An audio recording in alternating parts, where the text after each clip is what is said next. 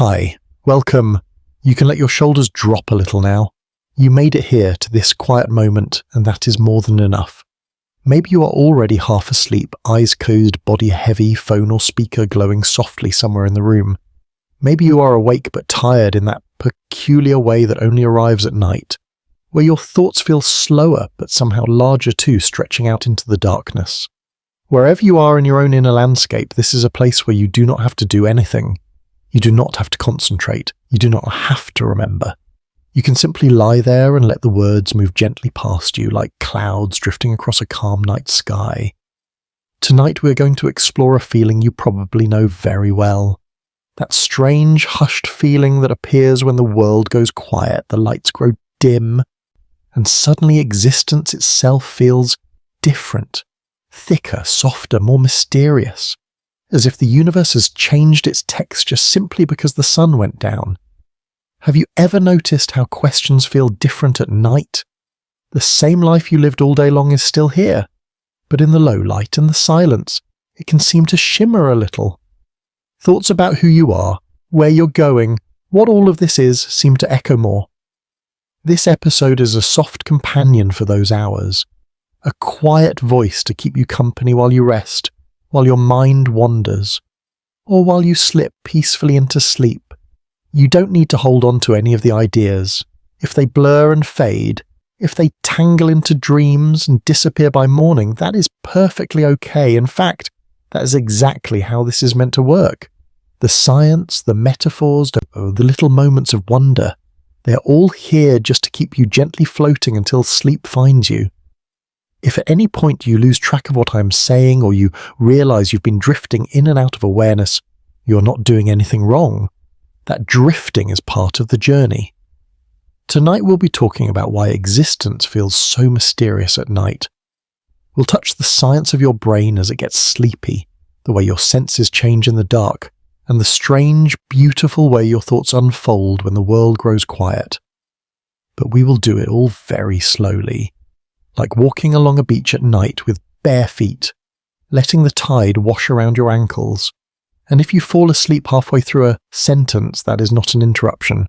That is the goal. You can let yourself relax into that without any guilt at all. Before we wander too far into the mystery, let's take a moment to settle your body so that your mind has permission to soften. This is not just a science lecture. It is a soft place for you to rest. A kind of small ritual you can return to whenever you need the comfort of a sleepy voice and a gentle explanation of the world. If you find this kind of quiet space helpful, you can always come back here on other nights. You can think of this as a little corner of the internet that is dedicated to your rest and curiosity. If you'd like, you can support it in your own time, maybe by following or subscribing so that it's easy to find whenever sleep feels far away. But you don't have to do anything right now. Not even that. Right now, the only thing you're invited to do is breathe. If it feels comfortable, you can let your eyes rest or close fully. You might check that your pillow is just the way you want it, that your blanket is touching you in a way that feels gentle and safe. You might move your body just a little, finding a position where you feel supported, where the bed seems to rise up and hold you. And then notice your next breath. You don't have to change it at first. Just notice that it's there. Air moving in, air moving out. When you are ready, you might invite your breath to slow down just a little. Breathing in as if you are drawing in cool, quiet night air. Breathing out as if the exhale is washing through your body and softening everything it touches. You can imagine that each in-breath brings a little more calm into your chest, and each out-breath lets go of something you don't need to hold right now. It might be a worry or a plan or a leftover conversation from the day. They don't have to disappear forever. They can just wait outside the door for a while you rest here. On your next exhale, let your jaw loosen. You don't have to clench your teeth for anything at this moment. The tongue can rest softly in your mouth. The muscles around your cheeks and eyes can slacken as if they are gently melting. Let your shoulders be heavy. They might sink a little deeper into your mattress or pillow. Your arms can settle in whatever position feels most natural, not performing, not preparing, just being. Feel the weight of your body. the way gravity holds you quietly without asking anything in return. You don't need to lift yourself up. You can allow yourself to be held. Notice your belly. Maybe it rises and falls softly with your breathing. You might let it relax, releasing any subtle tension that you carried there through the day. There is nothing to brace against now. You're safe in this moment. The night is around you like a blanket, and you are allowed to soften into it. If you'd like a little image to go with this feeling, you can imagine that your whole body is like a feather, drifting downward in slow motion through a beam of moonlight. No effort, no struggle. The air is thick and warm and gentle, and you are carried without needing to do anything at all. Or you might picture your thoughts as a shoreline. Each breath is a tide that comes in and goes out, comes in and goes out. Sometimes a wave of thought reaches a little farther up the sand, a memory, a plan, a question, and then the water slides back, smoothing everything out again. Each wave is a little softer, a little quieter. You don't have to stop the waves. You just let them rise and fall. As you rest here, feeling the bed supporting you, feeling your breath continuing all on its own, you might begin to notice the particular flavour of this time of night. The sounds in your room, or outside your window, are different from the daytime sounds. Maybe there is a hum of a distant road, or the faint movement of air through a fan, or the gentle quiet of a sleeping house. At night, the world often seems to turn down its volume. The sharp edges of the day blur. This is where our journey really begins. So imagine for a moment that you are lying in a peaceful room and the night is all around you like a soft, dark ocean. The window might be slightly open, letting in a whisper of cool air. If there are curtains, they move slowly, breathing in and out with the breeze. Shadows have lengthened and mellowed. They no longer stand out sharply against bright walls. Instead, everything has blended into softer shapes. The corners of the room are no longer full of detail. They are gentle, indistinct. Somewhere outside, perhaps, a distant car passes, or a dog barks once and then falls silent. Maybe there are crickets, or the rustle of leaves, or the faintest hint of city life far away. All of it feels slightly more distant than it would under the sun, as if the night itself is a curtain that hangs between you and the world. In this kind of darkness, your body knows something. It remembers that night is a time to slow, to rest, to dream. And your mind begins to behave differently too. Have you ever noticed how questions feel bigger when you're lying awake in the dark? How a small thought that would barely register in the daytime can open up like a deep, quiet pool at night. You might begin with something simple, like remembering a conversation, and then slowly drift into wondering about who you really are, or what your life means, or what it all is. The same room, the same bed, the same you. And yet the night wraps everything in a thin layer of mystery. Why does that happen? Why does existence itself feel so different, so strange and soft and unknowable when the lights go off? We're going to explore that question together gently, not to solve it like a puzzle, but to understand some of the science behind it and to appreciate the beauty of it. You might imagine that by listening to, you are slowly stepping outside under a starry sky, even if you're really just lying in your bedroom. Each idea will be like one small lantern along a quiet path. You don't have to see the whole path at once. You just follow the next soft light, and the next at an easy pace. To begin, we can look at something very simple and very familiar. The ordinary act of lying awake in low light, just as you might be doing now. Picture yourself in that dim room. Maybe you can just make out the outline of the furniture, the gentle slope of the ceiling, the rectangle of the window. There is nothing urgent in front of you, nothing demanding your attention. The phone is no longer full of notifications. The calendar for tomorrow is not calling loudly. During the day, your brain is bombarded with light and sound and tasks. There are faces to read, words to respond to, small decisions to make over and over. Your attention is pulled outward, again and again toward the world around you. But now, at night, something different is happening. The stream of incoming information has slowed to a trickle. There is less to look at, less to listen to, less to react to. In this low light, with your body as still as it is willing to be, your mind begins to turn inward. You might notice your own breathing. You might feel the texture of the sheets against your skin. You might hear your own heartbeat if you listen closely enough. Or perhaps you drift into memories and reflection. It can feel sometimes as if the boundaries between your inner world and the outer world are shifting. The room is quiet, and so your thoughts seem louder by comparison. This is not an accident. Your brain is built to move through a daily rhythm, what scientists call a circadian rhythm, a natural internal clock that gently nudges your body and mind toward wakefulness in the morning, activity during the day, and restiness at night. As the evening comes and light fades, your body begins to release more of a hormone called melatonin. You don't have to remember the name. You might just think of it as your body's nighttime signal, a chemical whisper that says, "It's getting dark now. You can start to slow down." Your core body temperature drops a little. Your heart rate may ease. Tiny changes in your brain waves begin to appear as waking, alert patterns and slowly make room for sleepier ones. All of this is happening in you even if you are not paying attention to it. While you lie there, perhaps listening to the sound of my voice, your brain is quietly rearranging itself for the night. When the world around you quiets, the stream of signals coming from your eyes and ears and skin decreases. You are no longer turning your head to follow movement or scanning text or listening to many overlapping voices. The external world loosens its grip, and something interesting happens when the outer signals fade. The inner signals grow more noticeable.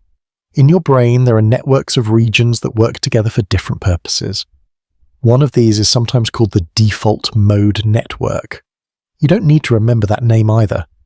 You can think of it as the part of the brain that becomes more active when you're not focused on any specific external task. When you're staring off into space, daydreaming, remembering old scenes, imagining possible futures, or wondering about who you are, this network tends to be particularly active. It is like a quiet room inside your mind where thoughts wander around on their own. During a busy day, this wandering network has to share space with all the areas of your brain that manage focused tasks. But at night, when you are lying still and there is not much to react to outside, that inward-turning network may have more space.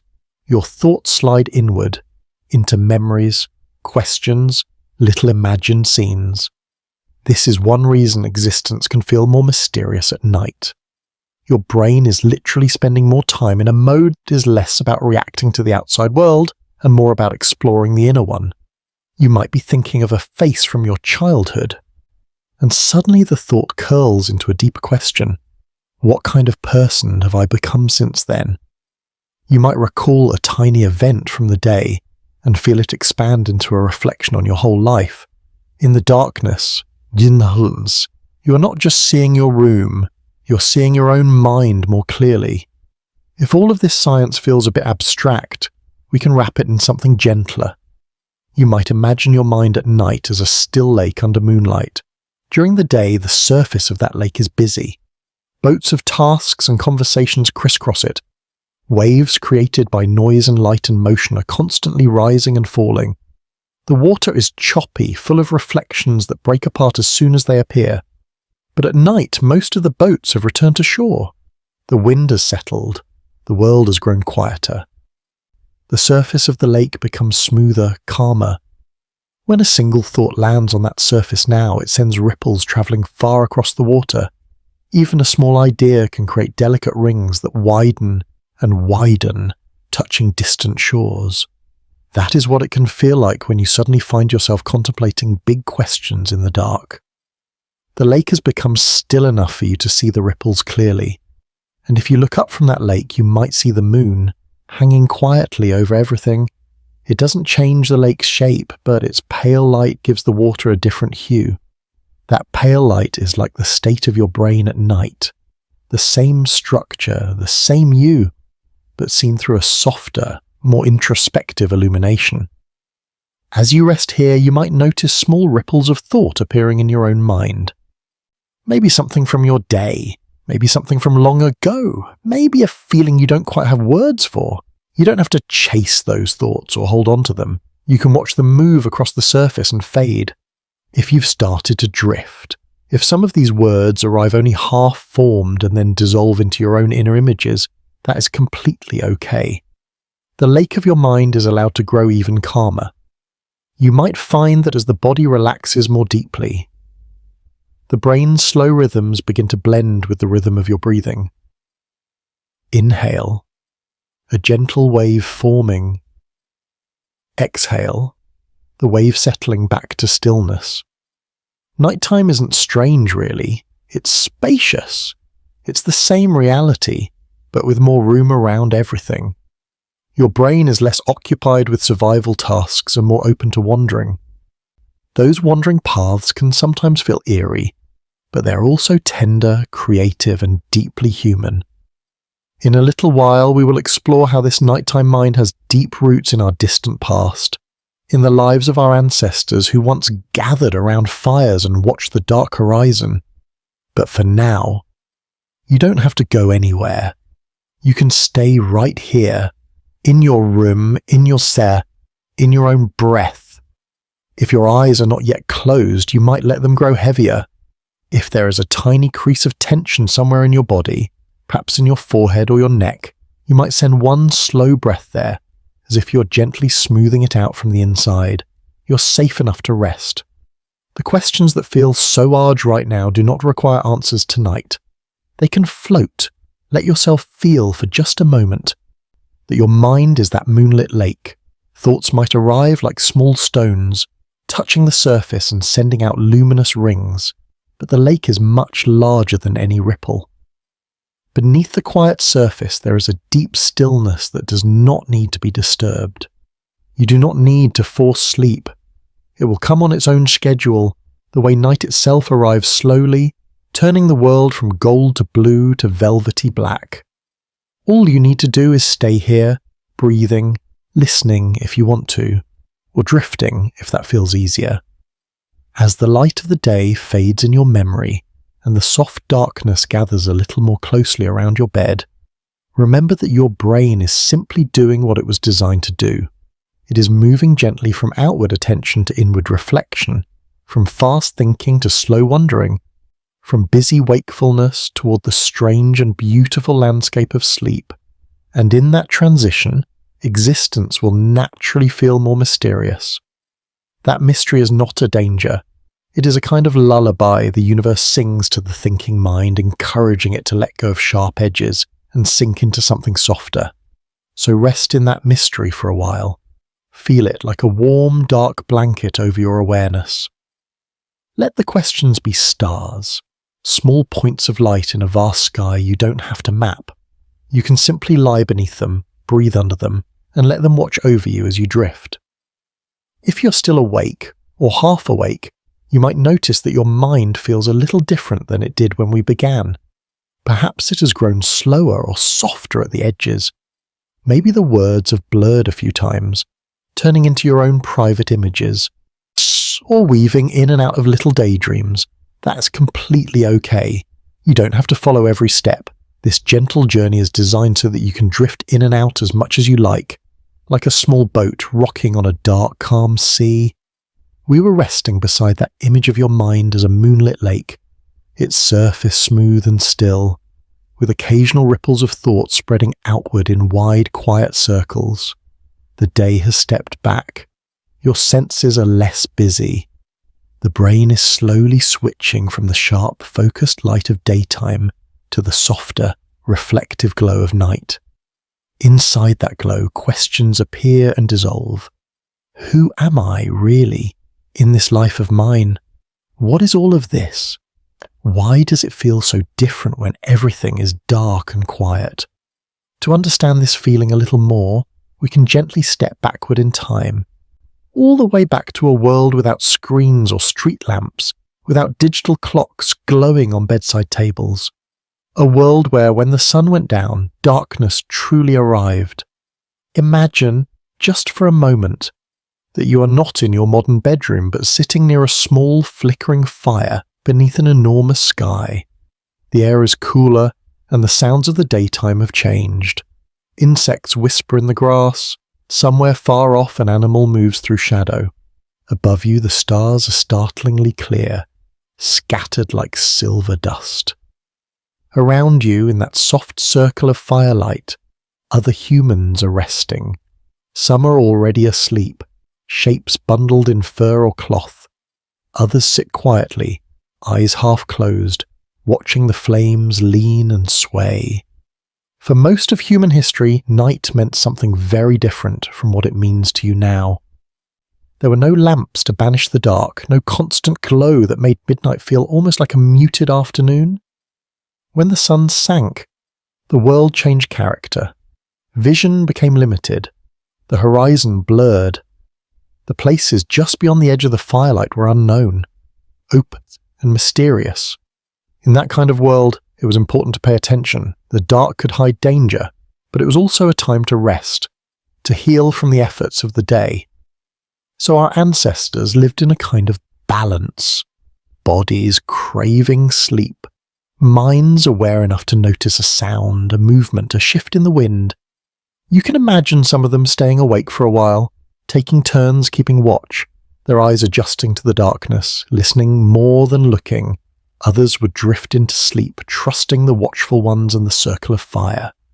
Around those flames, stories were told, murmured tales about where the group had come from, what they had seen, what stars might mean, what spirits or powers might live just beyond the visible world.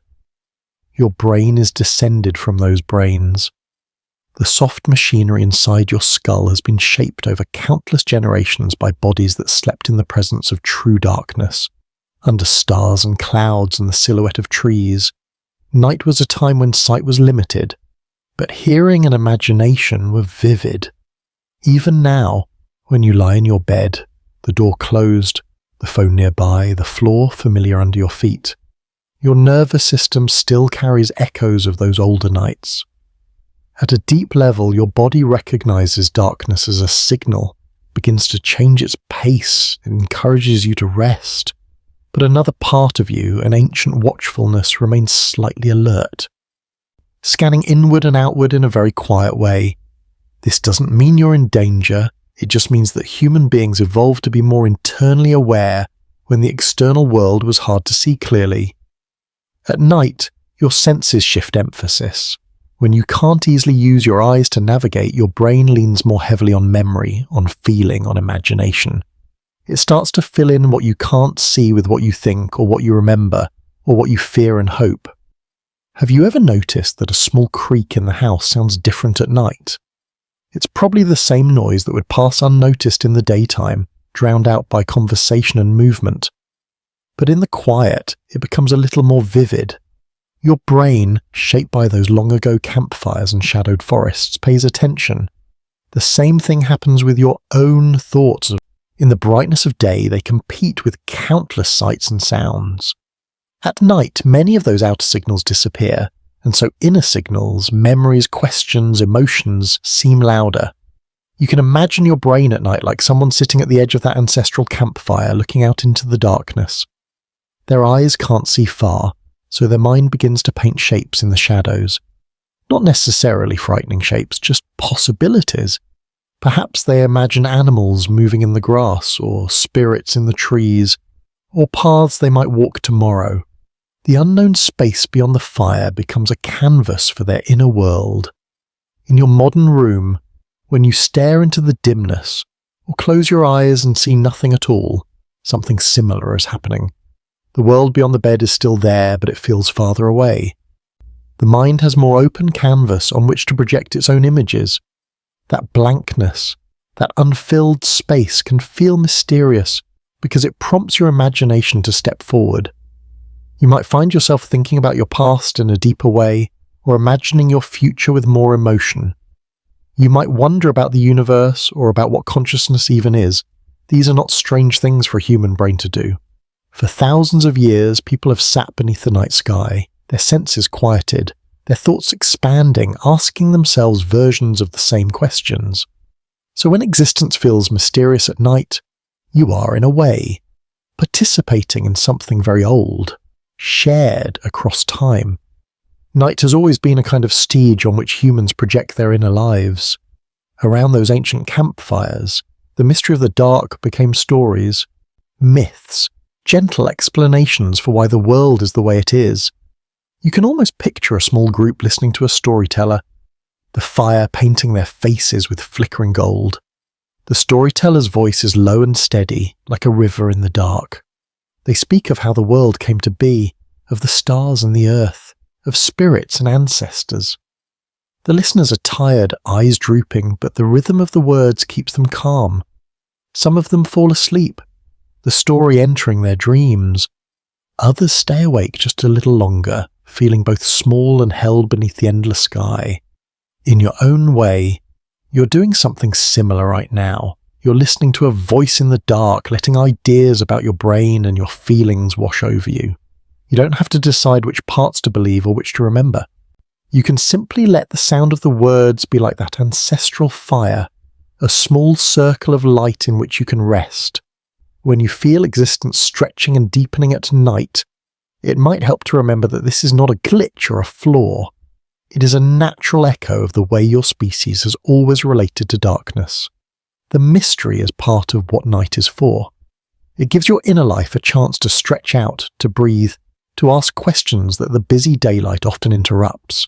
If your mind starts to wander now, perhaps imagining those ancient people or seeing that firelight in your own way, that's okay. Let it wander. You're allowed to be both here and elsewhere, or your thoughts can drift like the smoke from the fire, rising slowly into the deep, star-filled sky. And as they drift, we can gently turn toward another aspect of night, the way darkness itself changes what you see and how you feel. Even in your own room, you might notice how familiar shapes look different once the sun has gone. A chair that was clearly a chair in the afternoon becomes a vague silhouette, its edges softened. A jacket hanging on a hook might briefly look like a person until your eyes adjust. Corners that were filled with small details, books, objects, patterns, dissolve into simple blocks of shadow. Darkness doesn't erase the world, but it blurs it. It removes certain kinds of information. Sharp lines, bright colours, fine textures. In response, your visual system changes its strategy. It leans on different kinds of cells in your eyes, ones better suited for low light but less able to differentiate colour. The world becomes less about fine detail and more about broad shapes and gentle contrasts. You may have learned at some point that your eyes contain different kinds of receptors, some that see colour and fine detail, and others that are more sensitive in dim conditions. When the light is bright, the detailed, colour-sensitive ones are busy. When the light is low, the more sensitive ones step forward. They are excellent at picking up faint glimmers, but not so good at telling red from blue, or fine pattern from fine pattern. You don't need to hold on to the technical terms. It's enough to know that your eyes and your brain are literally seeing the world in a different way at night. A softer, less detailed way, eh? As a result, your brain has to fill in the blanks a little more. It has to imagine edges where it can't quite see them. And when your brain begins to fill in blanks, whether they are visual blanks or emotional blanks or existential blanks, it often does so in a way that feels symbolic. You might find that your room seems more like a scene than a collection of objects. A single shaft of light from the hallway might feel meaningful somehow, casting your space in a particular mood. When you look around in that darkness, your mind may respond less like a camera capturing accurate snapshots and more like an artist painting in broad strokes. It chooses what to emphasize. It smooths and simplifies. It lets your imagination bathe everything in a certain feeling. This is one reason nights can feel like they have their own personality, their own mood. In dim spaces, your thinking tends to slow and stretch, a bit like your vision. Instead of taking in a dozen things at once, you linger on one thought, then another. Your inner world can take on the same soft blur as the outer one. If you've ever walked through a room lit only by a small lamp, you might have felt this shift. The corners are gentle, the colours are warm, sound seems to move more slowly. Your footsteps are quieter, your movements more deliberate. You might speak more softly without even realizing why. You can imagine your mind in such light as a space where ideas become shadows on a wall, moving slowly, blending together. The sharp outlines of certainty fade. Questions, instead of being sharp arrows, become soft shapes you can lean against without being hurt. The physics of low light are simple. Less energy from the sun or bulb reaches your eyes, so your visual system adapts. But the experience of low light is complex and emotional. It doesn't just change what you see, it changes how you feel about what you see. When the world around you is less defined, the story your brain tells about that world becomes more important, and so your thoughts, your interpretations, your memories colour the scene. A quiet corridor can feel serene or lonely depending on the story you attach to it. Your own bedroom can feel like a sanctuary or a stage for deep thought, or both at once. If you sense yourself growing sleepier as we talk about these things, that is a natural response. Your brain is listening to descriptions of slowness, softness, dimness, and it may be mirroring those qualities internally. The visual part of your mind might be painting quiet scenes of twilight, where everything is washed in gentle colours and blurred edges. You might imagine the whole world at this moment as a watercolour painting at dusk.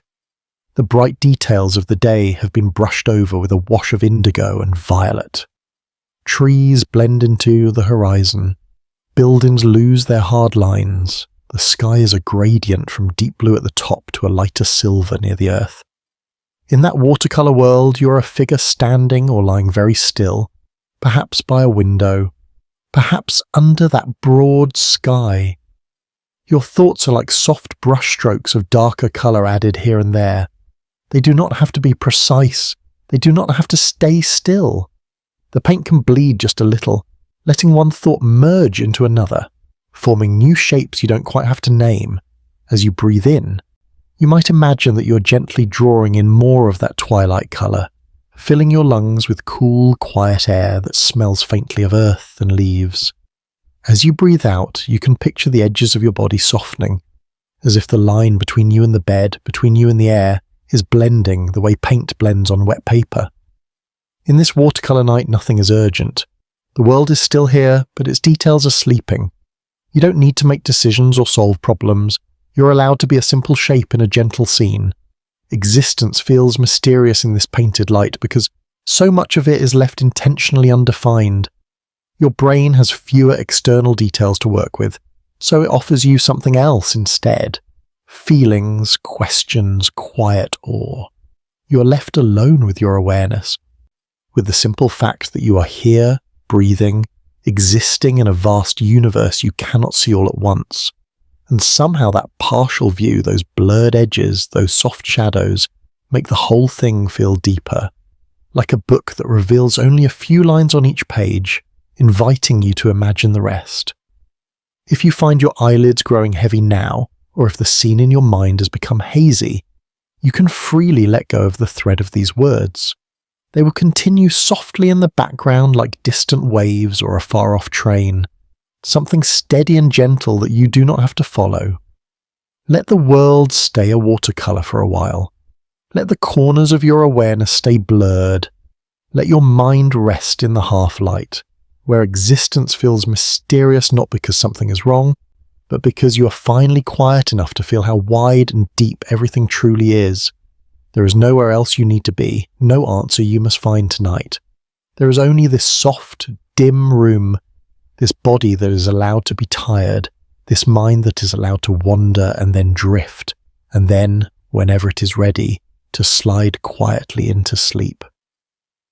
If you are still here with me, awake or almost dreaming, you might notice that your sense of time has already begun to shift. Maybe it feels as if we started speaking only a few moments ago, even though quite a while has passed. Or the opposite might be true. It might feel as if this quiet night has been stretching on for a very long time, as if the clock has forgotten how to move. That strange, stretchy feeling of time is a big part of why existence feels so mysterious at night.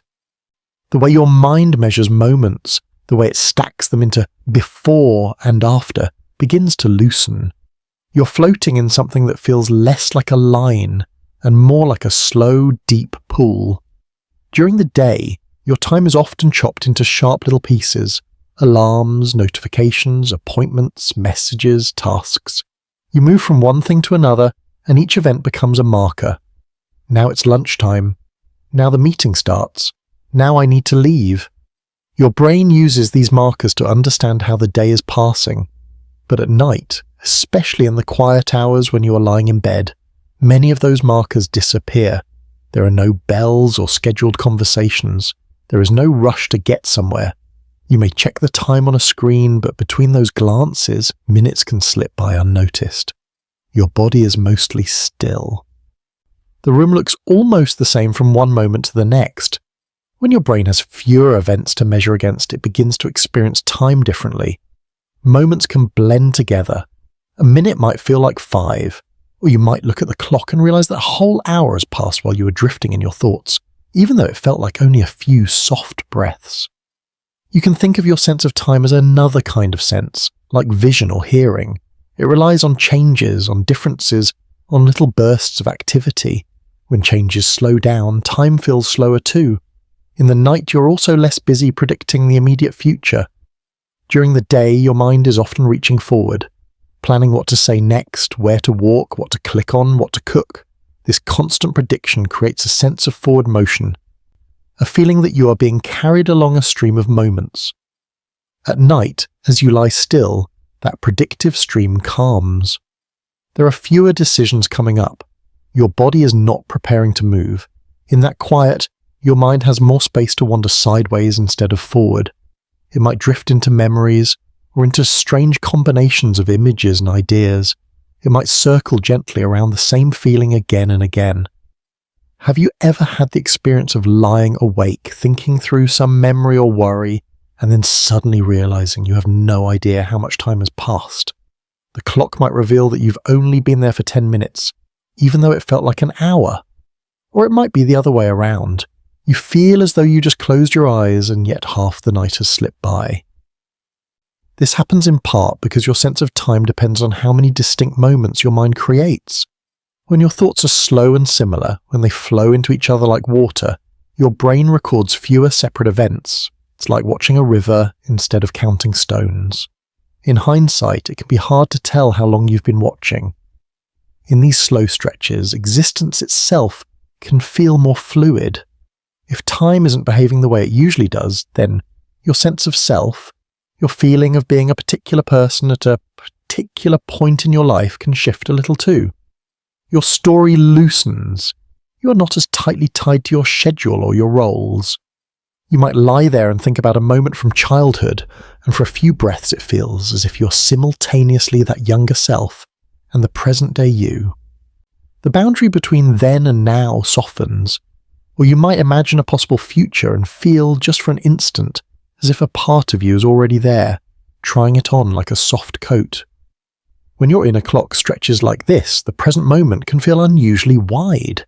It is no longer a thin slice between past and future. It becomes a kind of chamber where memories, dreams, worries, and hopes can all echo at the same time. In this wide present, questions about existence begin to feel less like distant philosophical puzzles, and more like something you're actually floating inside. Instead of asking, what is the meaning of life? In a sharp, abstract way, you might feel the question as a sensation in your chest, a softness in your stomach, a subtle ache or glow somewhere that you can't quite name. The science of time perception can describe the patterns: less sensory input, a quieter environment, a sleepier brain, fewer distinct events to count. But your lived experience of it is much more poetic. It's like walking down a hallway lined with soft lanterns. During the day, those lanterns are bright and close together, marking each step.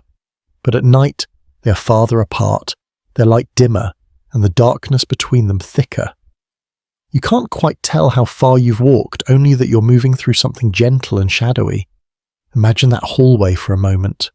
You're walking slowly, bare feet on a smooth floor, or maybe not walking at all. Maybe you're just drifting forward, carried by some unseen current.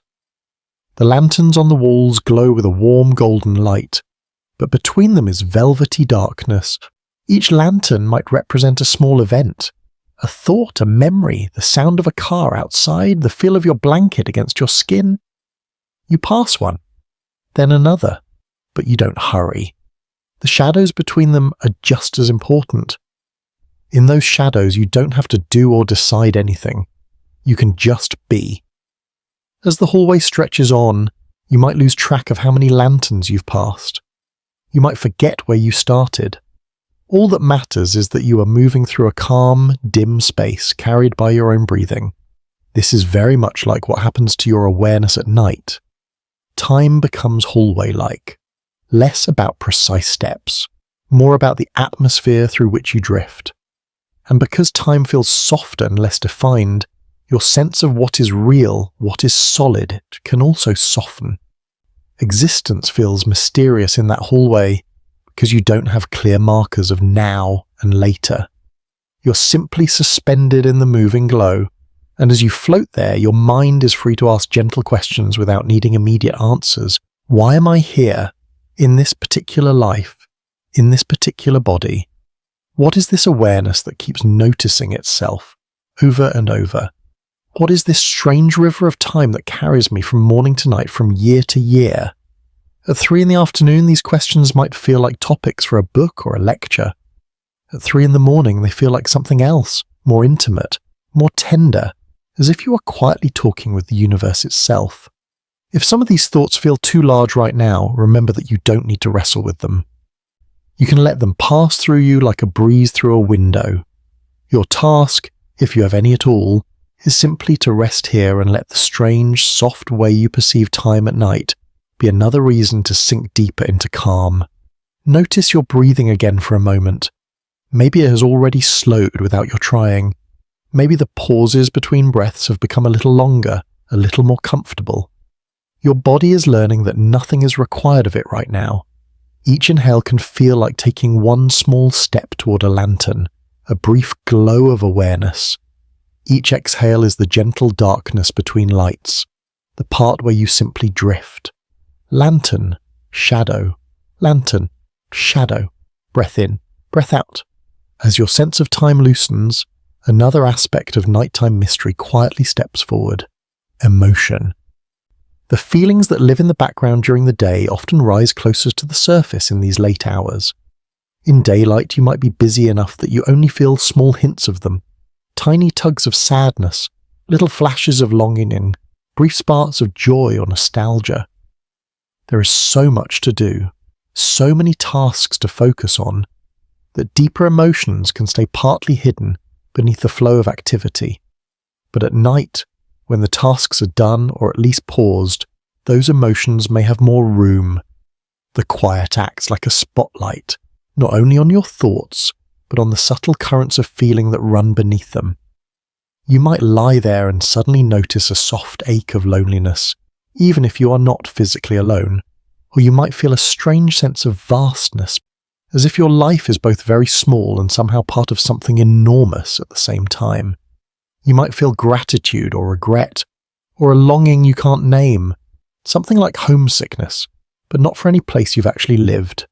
These nighttime emotions can feel overwhelming sometimes, but they are also very natural. When the world outside is dim and still, your inner world gets louder, not to harm you, but to be acknowledged, to be felt. A good way to picture this is to imagine your heart, or your emotional self, however you understand it, as a quiet pool of water hidden in a forest. During the day, the forest is full of movement and sound. Birds calling, leaves rustling, footsteps passing by. Ripples constantly disturb the surface of that pool. At night, the forest grows quiet, the animals rest, the wind slows. In the darkness, the pool's surface becomes smooth enough that you can see the reflections on it more clearly. The moon, the shapes of trees, the tiny stars. This is like your emotional world when the day's noise has faded. Feelings that were always there can now be reflected gently back to you. Sometimes those reflections can seem sharp, memories of things you wish had gone differently, worries about the future, but in this space, in this moment, You do not have to fix anything. You can simply acknowledge that these feelings exist, that they are part of being a sensitive, conscious human moving through a mysterious universe. And there is another presence at night that tends to stir emotion in a special way: the sky itself. If you imagine yourself stepping quietly outside, maybe onto a balcony or into a small yard or even just to a window, the night sky will be waiting above you. Even if you can't see many stars from where you are, the vastness is still there, just beyond the clouds or the city light. For thousands of years, humans have looked up into that darkness sprinkled with points of light and felt something shift inside them, a mix of awe and smallness, fear and comfort, curiosity and calm. The sky at night is one of the biggest mirrors we have. It reflects back not your face, but your sense of scale. In the daytime, the sky can feel bright and flat, a blue ceiling over your activities. At night, when the stars are visible, that flatness falls away. Depth appears. You are no longer under a ceiling, you're inside a vast space that extends in all directions. When you remember in these quiet hours that each star is a distant sun, that each dot of light may be surrounded by planets and dust and unimaginable distances, existence can suddenly feel bigger than your mind can calmly hold. And yet strangely, this can be comforting, because in that bigness, your own troubles, your own worries and fears gain a different context. They may still matter very much to you, but they are no longer the entire universe. They are small ripples in a vast sea. You too are a small ripple, a flicker of consciousness on one planet orbiting one star. Instead of making you feel meaningless, this can create a feeling of peaceful insignificance. You are not responsible for holding up the sky. You're allowed to simply be here for a little while, like a single wave on a shoreline that has existed long before you and will exist long after. You might imagine yourself floating on your back in a warm, dark ocean under that starry sky. The water holds you effortlessly. The stars are scattered above like tiny windows into farther and farther distances. You do not have to swim. The water keeps you up. You do not have to understand what lies beyond those stars. You can just float and breathe and know that you are part of this without needing to grasp all of it. In this position, floating under the universe, your feelings can rise and fall like gentle swells. Loneliness might roll through, followed by an unexpected wave of gratitude, followed by a soft, nameless wonder. You're allowed to feel small. You're allowed to feel big. You're allowed to feel both at once. Night makes existence feel mysterious in part because it invites you into this contact with scale. The dark sky, even if you only imagine it from your bed, is a reminder that you live in something unimaginably large. And your emotions, those quiet visitors, are like little lights responding to that reminder. During the day, you may focus on the details of your own life. At night, the universe steps closer, not to intimidate you, but to sit beside you like a vast, silent friend. If thinking about the cosmos feels too intense, you don't have to stay there. You can return to the smallest, most immediate things: the weight of your blanket, the sound of your breath, the contact between your body and the bed. The universe can remain outside the window, like a beautiful view you can glance at or look away from whenever you choose. You might notice now how your body responds when you picture yourself under that starry sky, floating in that dark, calm water. Perhaps your muscles loosen a little more. Your chest may feel slightly more open. Your breaths may deepen. That feeling of being held by water, by gravity, by the bed, by the night itself can sink in deeper.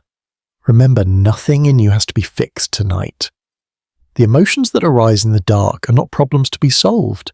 They're just messages, weather patterns moving through your inner sky. You can watch them come and go without needing to label each one or chase each one down. If one feeling lingers, maybe a low hum of worry or a persistent sadness, that's okay too. You can imagine wrapping it in a soft, warm blanket and setting it beside you instead of on your chest. It can stay in the room, acknowledged but not heavy. You're allowed to rest even while not everything's resolved. As you lie here listening, it might be comforting to think that countless others around the planet are also awake in the night, also feeling their own blend of wonder and uncertainty, also looking up at their own patch of sky or staring into their own dim rooms, asking their own quiet questions. You are not alone in this experience of nighttime mystery. Humans everywhere across time and distance have felt the same strange deepening, the same quiet widening of existence when the world goes dark. So if your thoughts begin to stray now, toward memories, toward loved ones, toward the stars, toward nothing in particular, let them. Let your sense of time continue to loosen. Let your emotions move like gentle tides. Let the room remain soft around you, its corners blurred and friendly. You don't need to hold on to the story of who you are or what you must do tomorrow. For now, you are simply a breathing, feeling being, resting in a universe that is far larger and more mysterious than any one mind can fully understand, and that's all right. You're allowed to surrender to that mystery, to let it rock you like a cradle, to let it carry you toward the edges of sleep where thoughts begin to glow and flicker and drift apart. Your breathing knows what to do. Your body knows how to find rest. The night knows how to cradle your awareness and slowly dissolve it into dreams. You do not have to control this process. You only have to allow it little by little, breath by breath, as existence continues to stretch softly around you, quiet and deep and full of gentle, comforting unknowns. If you're awake enough to notice this moment, you might feel that your mind has been slowly changing its texture as we've gone along. The edges of thoughts may be softer now. Sentences might arrive as gentle fragments. You might catch only every other word or drift away for a while, and return without quite remembering where we left off. That is perfectly all right. This is not a test you have to pass. This is a place you can come back to, and tonight it is simply here to keep you company as you float on the edge of sleep. We've wandered through the quiet science of your nighttime brain, through the way darkness blurs the world into something more suggestive, through the shifting sense of time and the soft rising of emotion and cosmic awe. Now, we can lean gently into another part of the mystery, the way night brings you close to the edges of your own consciousness, to the doorstep of dreams. Think about that in-between place, those moments just before you fall asleep, when your thoughts are no longer quite normal thoughts, but they are not yet full dreams either. Sometimes as you're drifting off, you might see little flashes of images behind your closed eyes, colours, faces, strange scenes that appear and vanish in an instant. Or you might hear a word or a fragment of music, or feel a sensation that doesn't seem to belong to the room you are lying in. This twilight zone of the mind is part of what makes existence feel so mysterious at night. Your awareness is loosening its grip on the ordinary world, but it hasn't let go completely. You're half in the waking story, half in a landscape that is being woven from your memories, feelings, and imagination. Inside your brain, as you lie here in the dark, a lot is happening. While you rest, the brain will eventually begin processing the day, sorting through what happened, what you learned, what you felt. It's as if there is a quiet librarian inside your head, working late into the night, filing away experiences into long-term shelves, discarding a few things, keeping others nearby. You don't see this librarian, of course, but you might feel the effects of their work. Sometimes a memory that felt tangled becomes a little clearer after sleep. Sometimes something you studied sinks in more deeply after a night's rest. Sleep is not only an absence of consciousness, it is an active time for your brain's inner housekeeping. As the body prepares for this housekeeping, your memories begin to loosen. The tight way they're held during the day, in a neat sequence. This happened. Then that starts to relax. Snippets of your day float up and combine with older bits of your past. Places you've been and places you've only imagined might brush against each other in strange ways. Just before sleep, you're often aware of this blending for a few fleeting moments. You might be thinking about something quite ordinary, what you're doing tomorrow or what you ate, or a conversation you had, and then suddenly that thought morphs into something surreal. The conversation becomes a dream version of itself. The room you're in might also be a forest, or a train, or a place that doesn't exist. These little slips are like early hints of the dream world rising up to meet you. Your brain is turning down the part of you that insists on strict logic and turning up the part that can make new connections freely. Existence begins to feel mysterious because in those moments you're experiencing a reality that is made more from your inner world than from the outer one. There is a kind of gentle courage in this surrender. Every night, without quite realizing it, you allow your sense of self to dissolve a little. You let your carefully maintained narrative, your name, your plans, your roles, fade into the background. And you allow dreams to carry you into places where those things don't matter in the same way. Why does that feel so strange? Perhaps because it reminds you that the version of existence you hold on to during the day, the one full of schedules and objects and identities, is only one layer of the story. Beneath it, there is a realm of symbols and feelings and associations that does not follow the same rules, a realm you visit every night. You might think of your mind as a house. In the daytime, you spend most of your time in the bright front rooms, where everything is arranged and labelled. These rooms are where you answer emails, hold conversations, solve problems. At night, as you grow sleepy, you begin to walk slowly toward the back of the house, where the light is dimmer. The walls are lined with shelves of memories. There are doors that open onto old scenes, familiar and forgotten. As you pass them, some doors swing open of their own accord and spill out little fragments of feeling, the smell of a certain season, the memory of a voice, a half-remembered song. The deeper you go into this part of the house, the more the corridors begin to twist.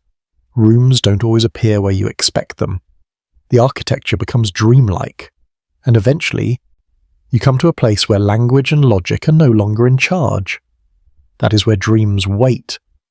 But right now, as you lie here listening, you are still moving through those corridors, still close enough to waking life to understand my words, yet close enough to dreaming that images might be forming behind and between them. In that in-between place, your sense of self can become more fluid. You might remember something embarrassing from years ago and feel a brief pang of shame as if you are briefly reliving it.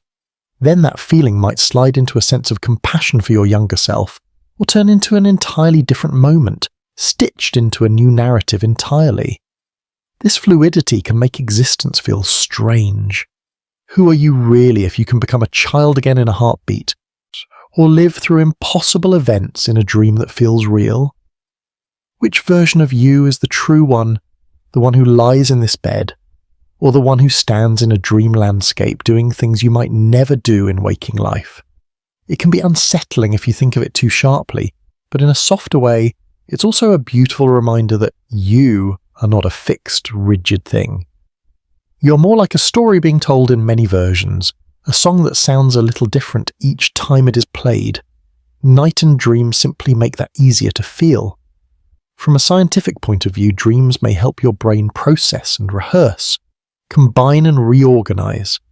They might help you work through emotions, explore possibilities, sort important memories from unimportant ones.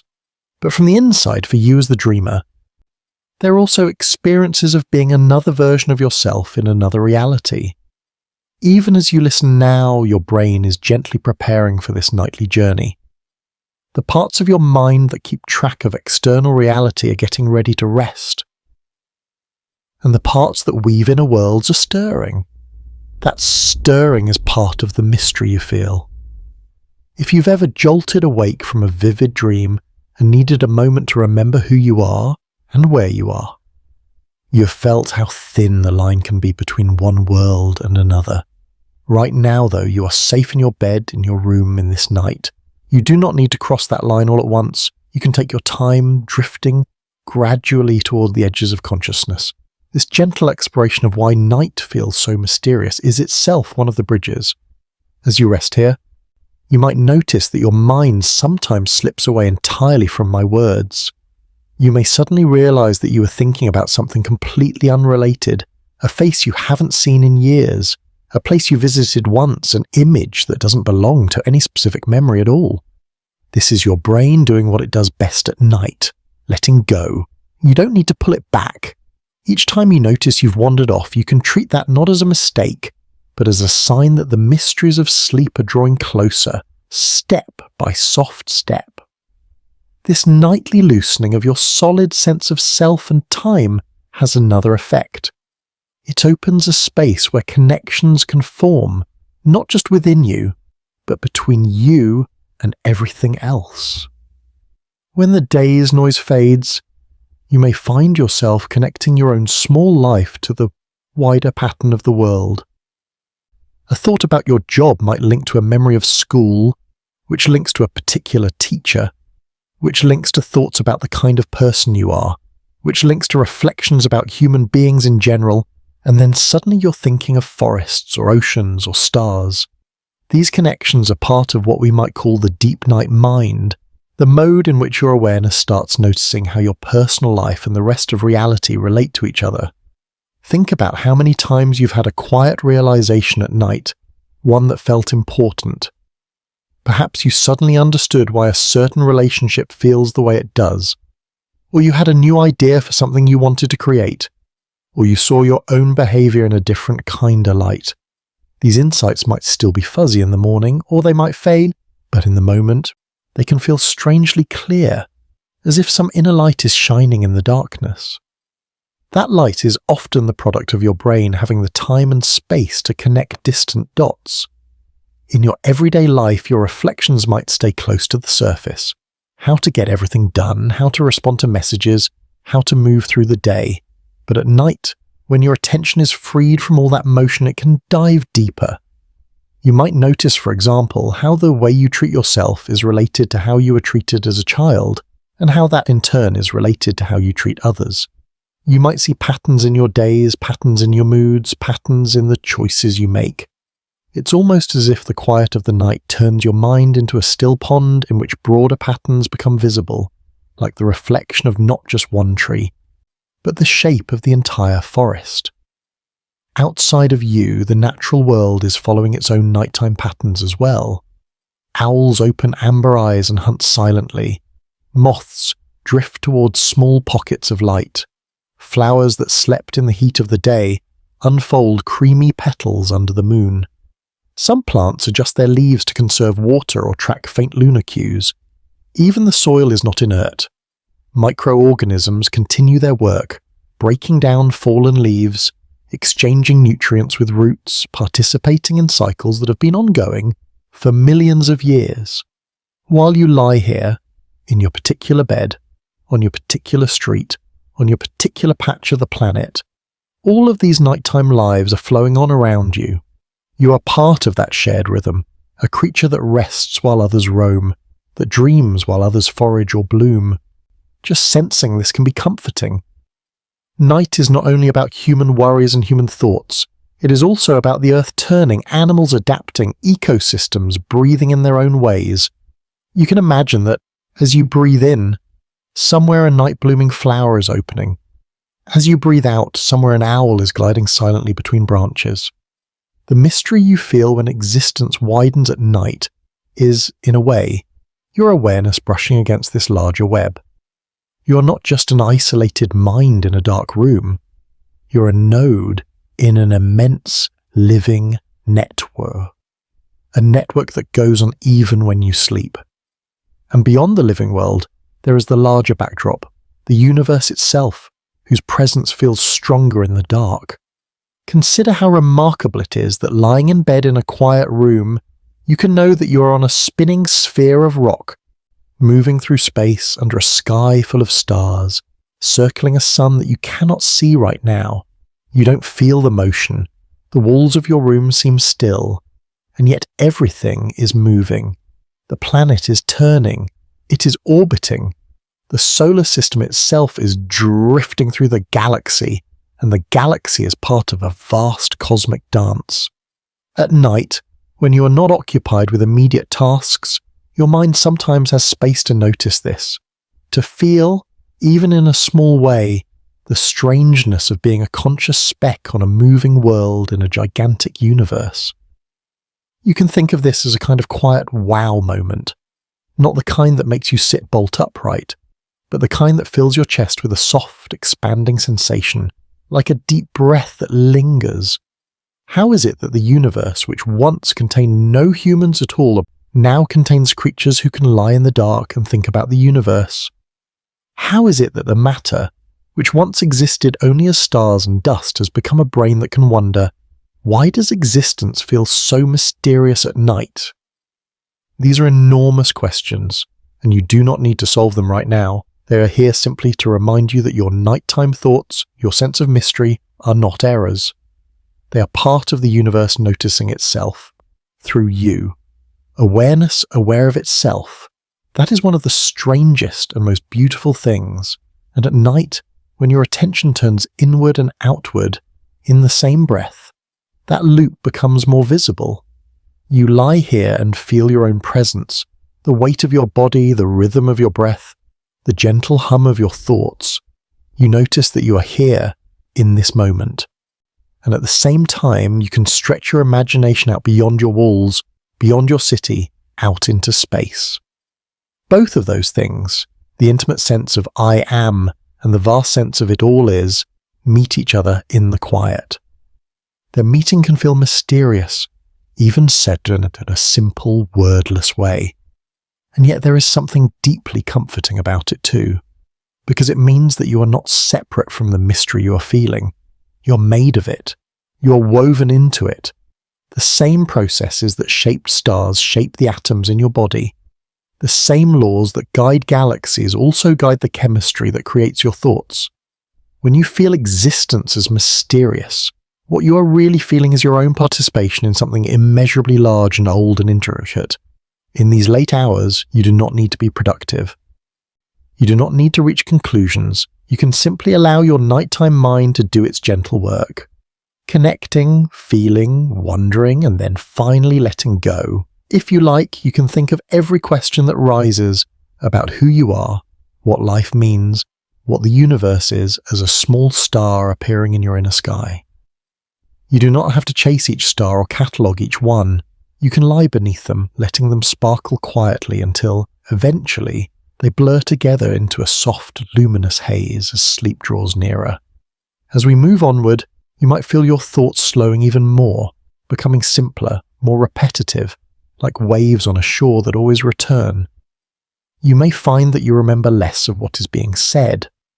That too is a sign that you are approaching the place where words are no longer needed, where the brain will drift into its own silent stories.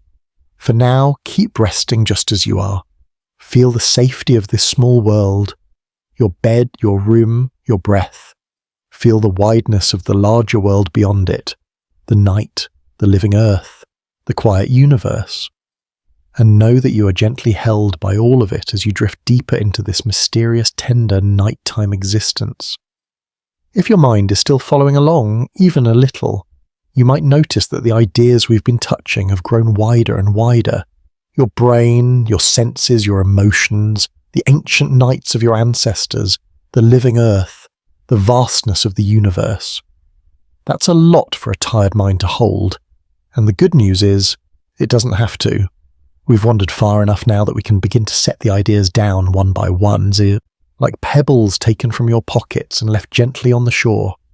You don't need to carry them into sleep. They'll be here if you ever want to come back. For the rest of this night, we can let things become simpler, softer, less like explanations, more like a lullaby. You can imagine that you're standing at the edge of a quiet forest at night.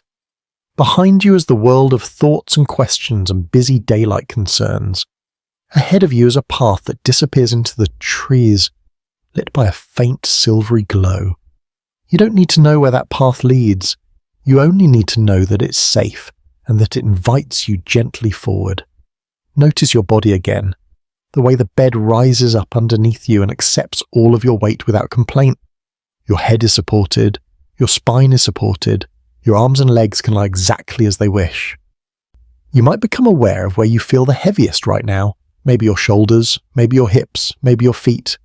Wherever that is, imagine that gravity is just a little stronger there, like a kind hand pressing you lightly down into the mattress, reminding you that you don't have to hold yourself up. The earth is doing that for you. Let your breath be easy. There is no right way to breathe here. If it feels good, you can slow it down again. But if your body wants to breathe just as it is, that's perfectly fine too. You've been breathing your whole life. It knows what to do. In this moment, you might even let go of the idea that you are listening to a topic. Instead, think of these words as a soft background, like wind in the trees or waves on a beach you can't quite see. You don't have to listen closely. You can let the meaning blur and drift and just rest in the sound. If you notice your mind reaching for another big question about life or time or the universe, you can gently nod to that question as if it is a friend and then say very softly, "Not now, later. No." There will be other nights, other walks, other quiet moments to think and wonder. This moment can be just for resting. Let's walk a little way into that nighttime forest in your imagination. The ground under your feet, or under your awareness, if you prefer not to walk, is soft. Perhaps it is covered with fallen leaves that cushion each step. The air is cool but not cold, brushing softly against your skin. Above you, the branches weave together, but they leave spaces through which you can see patches of sky sprinkled with stars. The forest is not frightening here. It is calm and older than your worries. Trees stand like kind, tall guardians, their trunks wide and steady. Their roots sink deep into the earth, weaving together under the soil, holding one another up. As you move along the path at whatever pace feels easiest, you notice that the forest is full of gentle sounds. The occasional rustle of leaves, the quiet trill of a night insect, the sigh of wind passing between branches. None of these sounds demand anything from you. They're just there like a natural lullaby. You might imagine that with each breath out, you're taking a step deeper into the forest, into a place that is quieter and darker and softer. And with each breath in, you're gathering in a little more calm, a little more comfort, a little more of the forest's deep, patient stillness. Inhale, step into calm. Exhale, let go and sink a little deeper. As you continue, you come to a small clearing.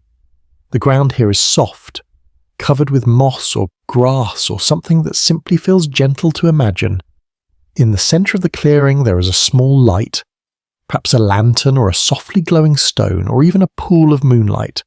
This light is not bright or harsh. It doesn't force your eyes open. It's just enough to make this place feel special, like a resting point chosen just for you. Here you can lie down in your imagination, just as you're lying down in your real bed. Or if you prefer, you can sit with your back against a big solid tree trunk. Feel that tree behind you, sturdy and supportive as if it has been there for 100 years and will remain long after your worries have passed. In this clearing, existence doesn't need to be analysed. It can simply be felt as a quiet presence around you, the presence of the earth holding you, of the air touching your skin, of the stars looking down, of your own heart beating in your chest. If thoughts come, let them pass overhead like very slow-moving clouds. You can watch them if you like, or you can simply let them drift by without paying much attention. One thought might whisper, "What am I doing with my life?" Another might murmur, "What will tomorrow be like?" A third might ask, "What is the universe?"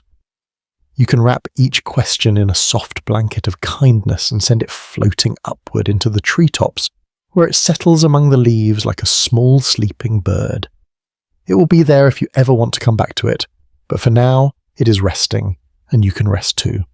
If you find yourself returning to the idea that existence feels mysterious at night, notice how that feeling sits in your body. Maybe it's a lightness in your chest. Maybe it's a cozy heaviness in your limbs. Maybe it's a hovering sensation, like being between waking and dreaming. You can tell yourself very quietly, "It's okay that I don't understand everything. It's okay that things feel big and strange. It's okay to just be here." You don't need to make the mystery smaller. You can let it be as large as it is while you become very simple, just a person breathing, lying down, cared for by gravity and mattress and night. If you want, you can place one hand on your chest or your belly, feeling the rise and fall. This is proof enough for now that you exist, that you are here, that your body is doing its quiet work. You don't need to go any further than that. Notice how repetitive things are in a comforting way.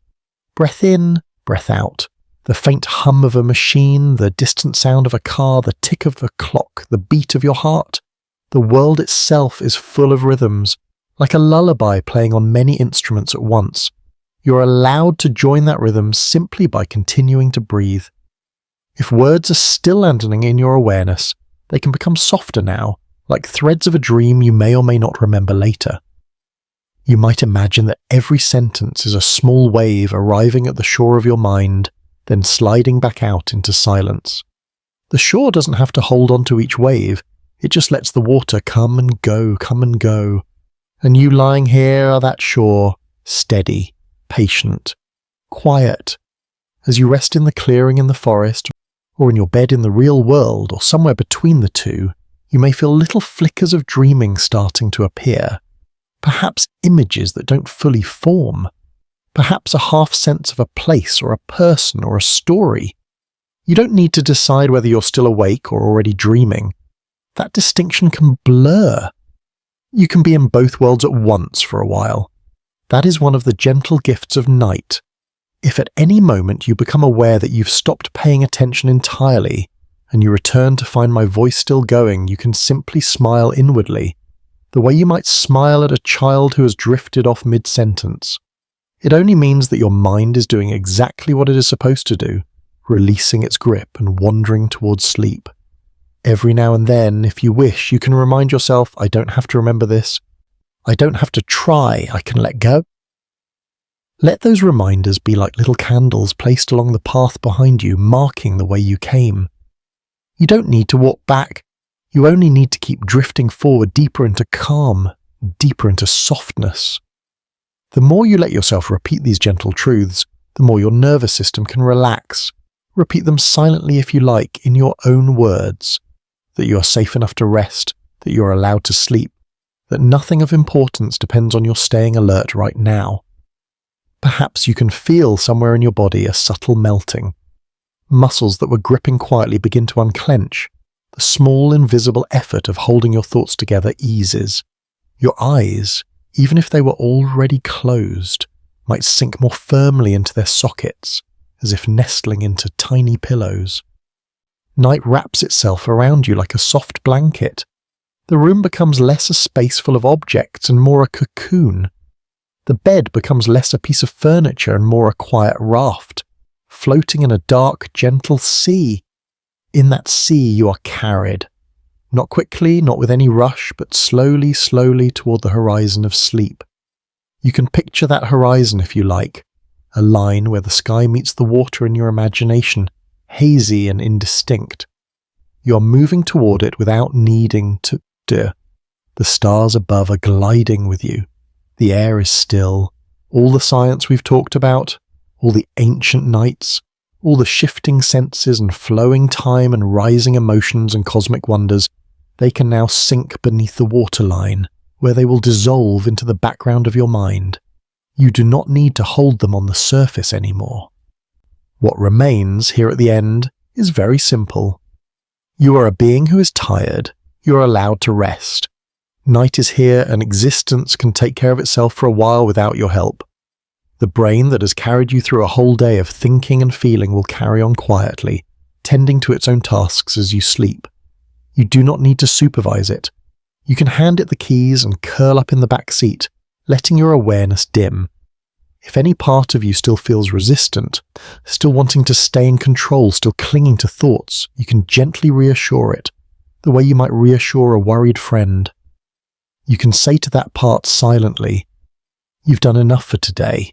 You can rest too. If something needs your attention, it will be here in the morning. For now, you can sleep."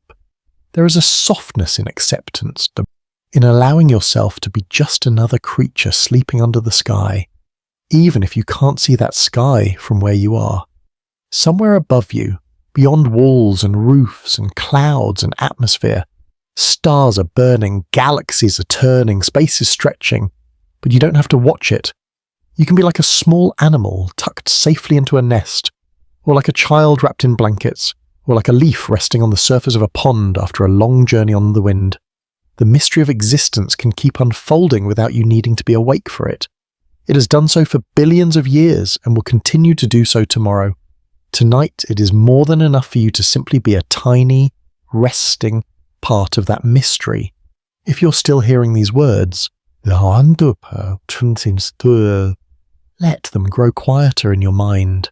Let them spread out, each one taking up more space so there are fewer and fewer of them, more silence between thoughts, more room for nothing at all. You might notice that even when the thoughts stop, the awareness of being here remains. That awareness doesn't need language.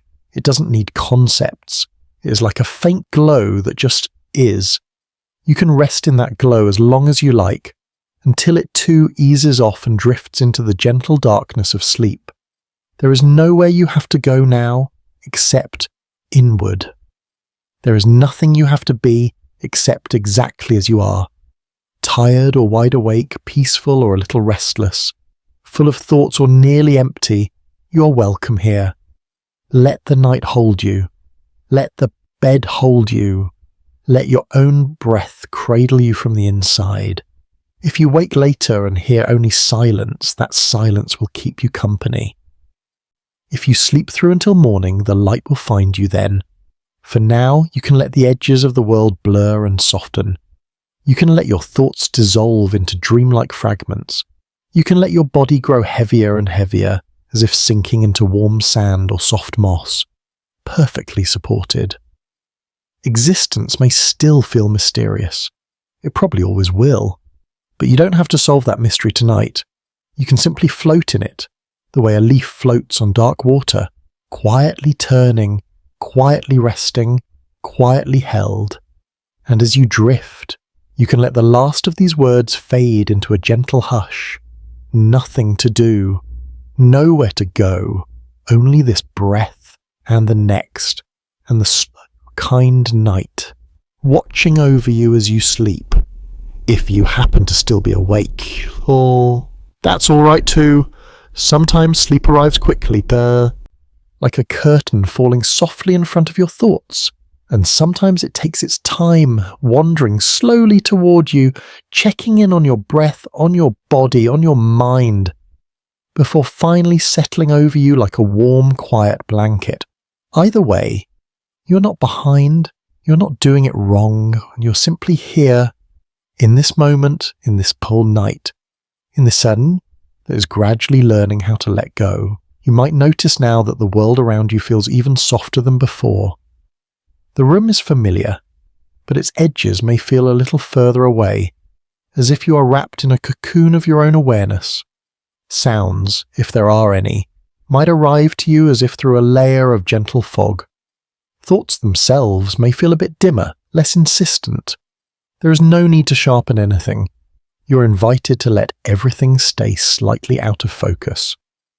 Like light seen through a rain-streaked window, glowing but blurred, pretty but indistinct. You can let the idea of understanding slip away for now. Tonight you don't need to understand why existence feels mysterious at night. You are living inside that mystery, breathing inside it, resting inside it. That's enough. Feel again the simple weight of your body, the pull of gravity, steady and constant, anchoring you to the bed, to the earth, to this one small place in a very large universe. You, in all your complexity, are allowed to be nothing more than this, a body that is tired and a breath that keeps going.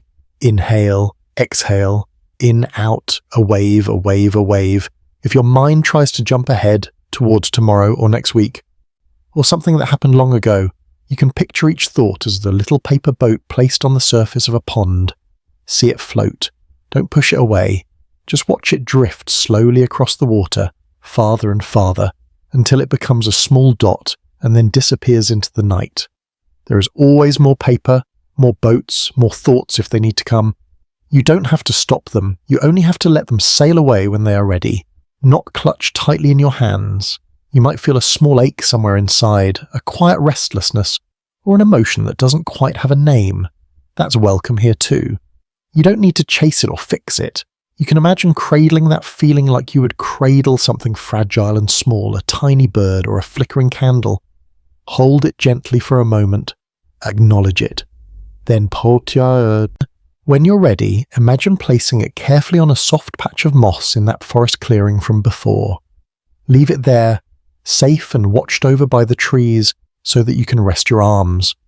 The trees, ancient and patient, can hold it for a while. You don't have to. Night is very good at holding things. It holds cities and oceans, mountains and fields, sleeping animals and restless minds. It can hold your questions and your worries too. You can hand them over one by one, as if you're placing objects into a big invisible basket that night carries on your behalf. Worry about the future. A little knot of regret. A curious, unanswerable question. One by one, place them in that basket. Watch as the darkness, not an empty, frightening darkness, but a deep, velvety, star-filled kind of darkness, takes them in and says, "I'll keep these safe for you. You can come back for them in the morning if you want, or not." Feel how light your chest can become when those things are not sitting directly on it. Your breath may slightly deepen, as if your lungs have a bit more room. The space behind your ribs can feel less crowded.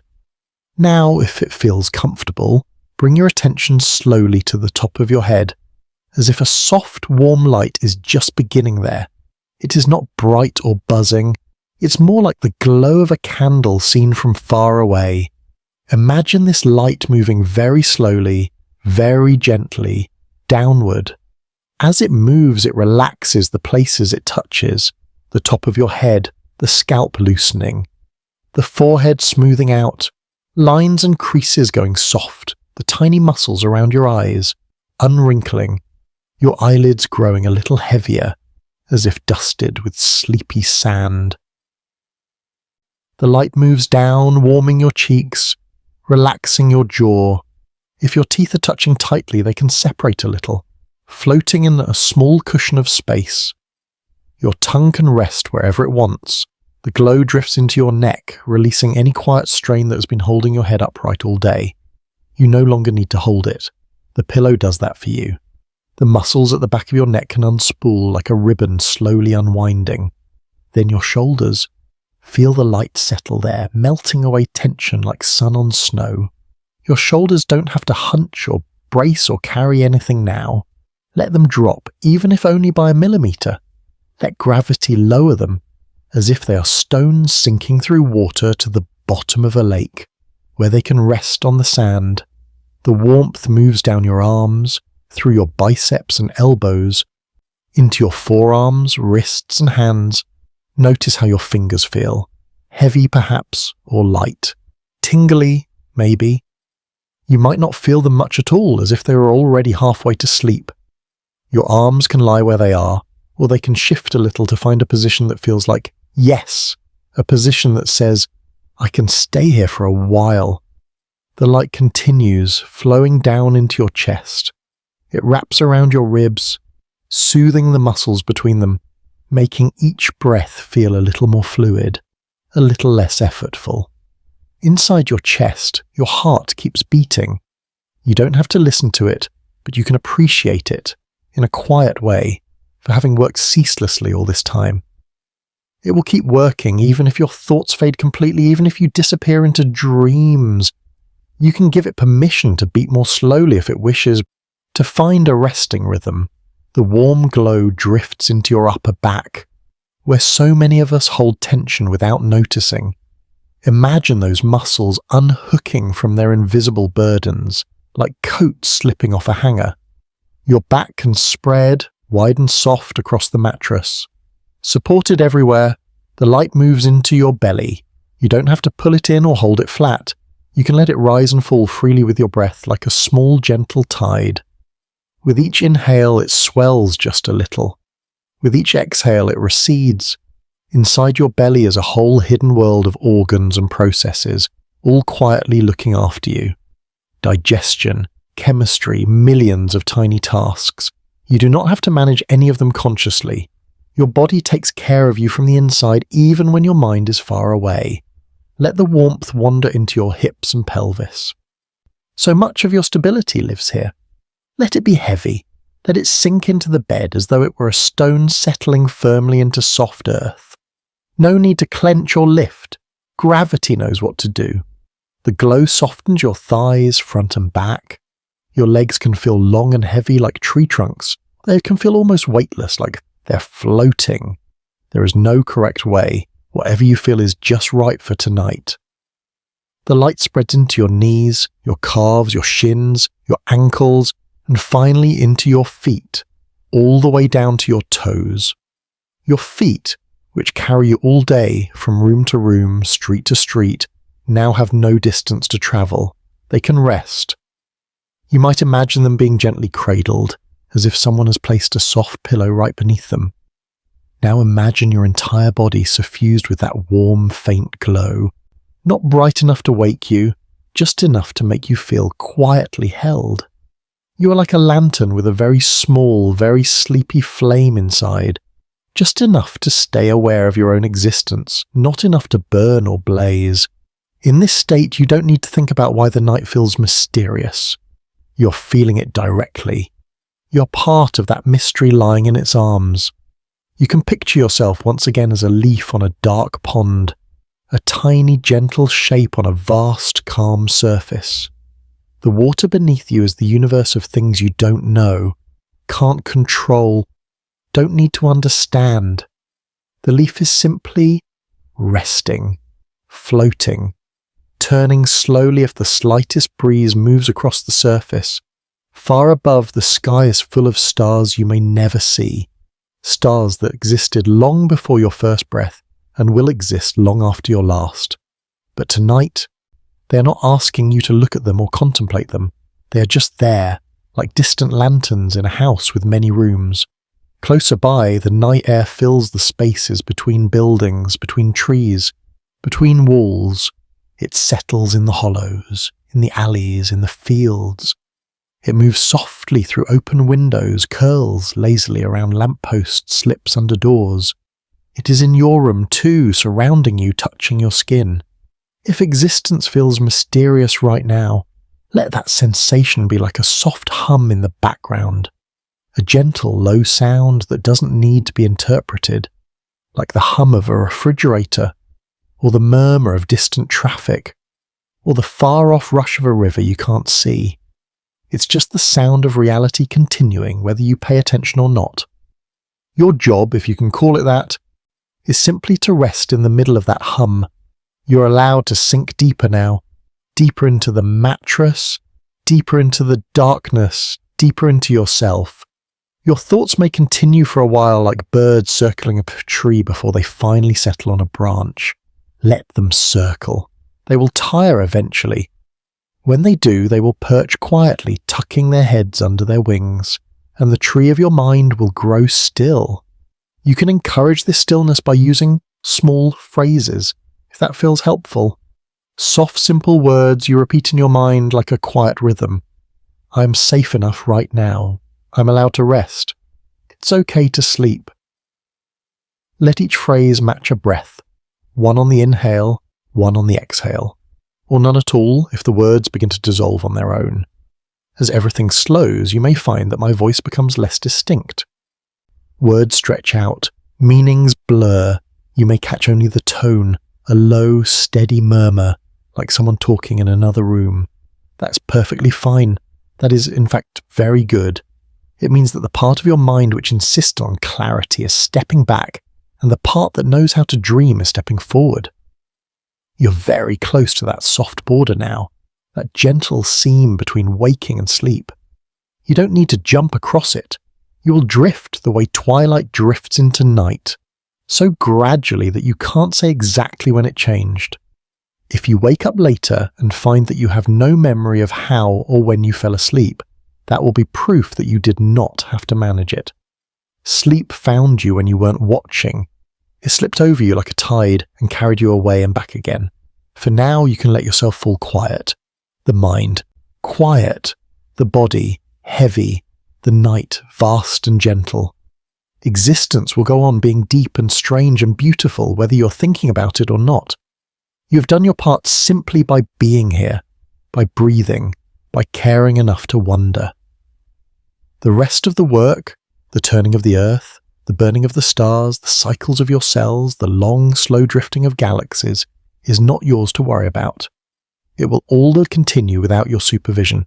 So you can rest, you can let go, you can allow the mystery to keep watch while you sleep. Let the last of these words fade like footprints in sand smoothed over by the incoming tide. Let silence rise up around you like warm water in a bath, closing gently over the noise of the day.